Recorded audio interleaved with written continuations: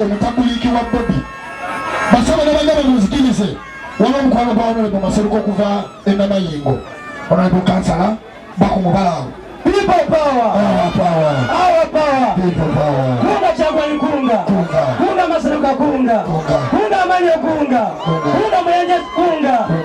amanya agange mpitiro wesonga Moses ne musajja musamya mba mu district enamayingo nsajja Muyenge Jenison yani senyomba walimuwa obululu omungi nange wagulu nfunamu abampero mukisa amina people mulindeko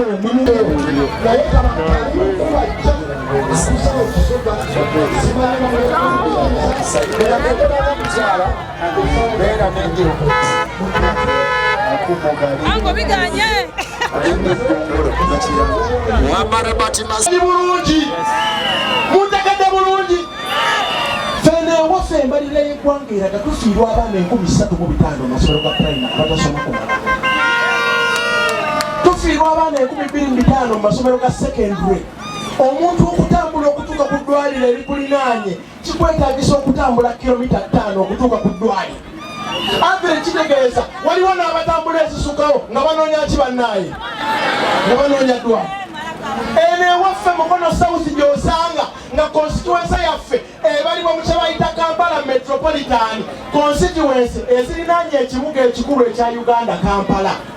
nga temuli masannyalaze ab'ekatasi bonna kijja mwaka ab'ekatasi bonna kijja mwaka twaka abaye abekalagala mwaka twaka mumanyi lwaki njogedde eri ebifo biriko n'ekigambo Kisoga tawuni ki Katosi tawuni ki ekigambo tawuni kitegeeza kinene nnyo nti abantu bateekeddwa okuva mu byalo bajje mu tawuni naye gy'osanga nga n'amasannyalaze tegakola ki njagala okubategeeza basabo ne banyabo tuyina gombolola ddamba gombolola kyenge bannaaye baliyita Mpunge Saabu County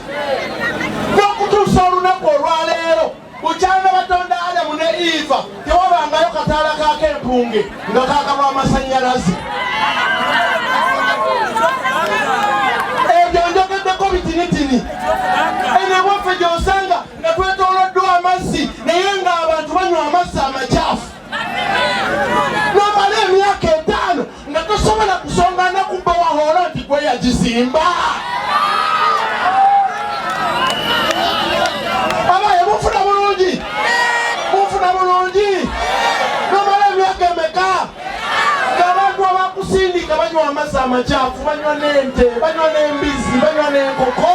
n'otateekawo yadde kabbowa abantu mwe basobola kulagira nti okoze basabo ne bannyabo obulumi bwaffe bungi basabo ne bannyabo naye ffe tussa n'ebigambo ebigamba nti basabo ne bannyabo essuubi libaddemu Maseruka Robert yazze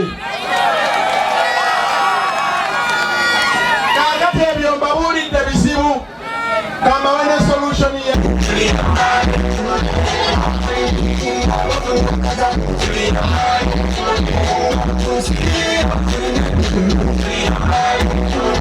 okuva Makerere University ate mungali yemu nenkulembera akasozi k'abayivu Makerere nga guild president.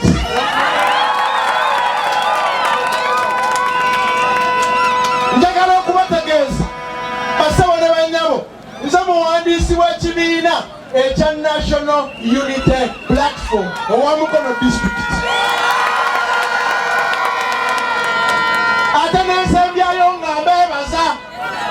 mwebale kusaba, mwebale kunteekako mafuta,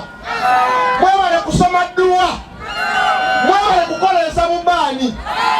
n'ababweza mwebale kwata mu bidde. Basabikala batayimiridde maaso gammwe nze alina kaadi eya National Unity Platform akabone